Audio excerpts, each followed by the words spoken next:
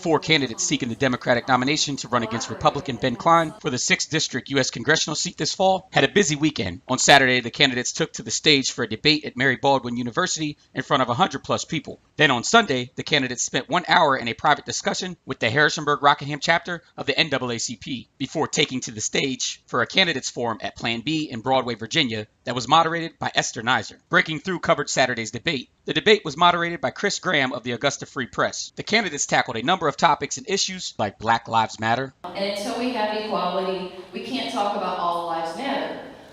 So until we have people understanding that Black Lives Matter, and as someone who went to Charlottesville this summer and used my white privilege to stand up against the KKK in July and then the Nazis in August, when I go to Washington, I will continue to use my white privilege to fight for the equality of others. And I would encourage everybody else in this room to do that as well.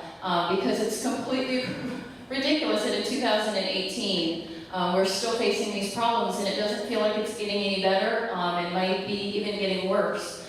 So not only do we need to make sure that we are enforcing equality, we also need to talk about voter suppression, which is a major problem for people of color as well. And of course, the ever-hot-button issue of gun control. Better background checks, or universal background checks, close the loopholes on background checks, and put the data into the system more quickly. After the forum, Breaking Through caught up with several of the candidates. Candidate Jennifer Lewis, who is known for her activism in the No Pipeline movement, wasted no time setting her eyes on the general election and the Republican nominee for the seat, Virginia state lawmaker, Delegate Ben Cline. Lewis said Cline has failed his constituents in his district, including conservatives and libertarians. You know, Ben Cline has been an elected official for a long time, and he might have been representing, the Lexington Rockbridge area, not everybody that's in the 6th District, but there is a chunk of 6th District voters who have been represented by Ben Cline and have not been happy with him. He has not been strong on standing up for typically conservative and libertarian beliefs, such as eminent domain.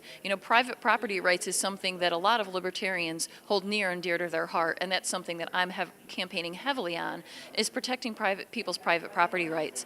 So a lot of things that Ben Cline has been standing for these however long he's been in office, a decade or whatever, are really not 6th District values. Candidate Charlotte Moore left before Breaking Through had a chance to speak with her, but we did speak to candidates Peter Volosson and Sergio Coppola. Volosson focused on Ben Cline's record as well, calling the state lawmaker Bob Goodlatte 2.0. We're going to take those volunteers and all these Democrats that were here today, and we're going to tell everybody how Ben Cline really votes and what he's important, and what's important to him.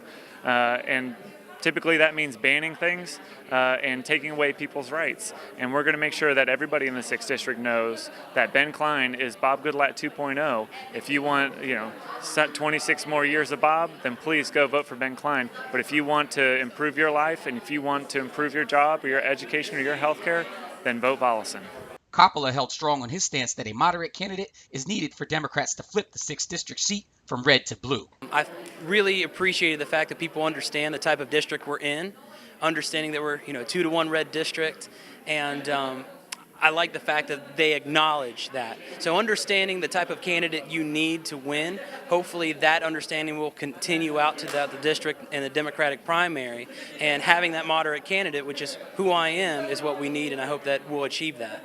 And while all of the candidates had a positive message throughout the debate, Breaking Through had to address a press release sent out by the Coppola campaign that questioned whether or not 6th District Democratic Party head chair Maria Childress had showed favoritism to Peter Volosson, and if she did it violate any election laws? The press release cited possible willful neglect or corrupt conduct. Coppola said the Lynchburg Commonwealth's Attorney's Office is investigating the matter. When asked about the press release, Peter Volosson said he had not seen the press release and declined to comment any further on the matter. Coppola said he hopes the Commonwealth's Attorney's Office wraps up their investigation before the primary next Tuesday, June the 12th. Happening before the primary election instead of it being something that is addressed after the primary election would be very unfortunate. We reached out to Lynchburg Commonwealth's Attorney Bethany Harrison via email, seeking comment about these allegations, but as of press time, we had not received a response. It should be noted that Breaking Through News has not endorsed any of the candidates in this race, nor have we stated these accusations are true or false. The primary is on June 12th, and the winner of this race will face off with Delegate Ben Cline on November 6th in the general election. From the Mary Baldwin University campus in Stanton, Virginia,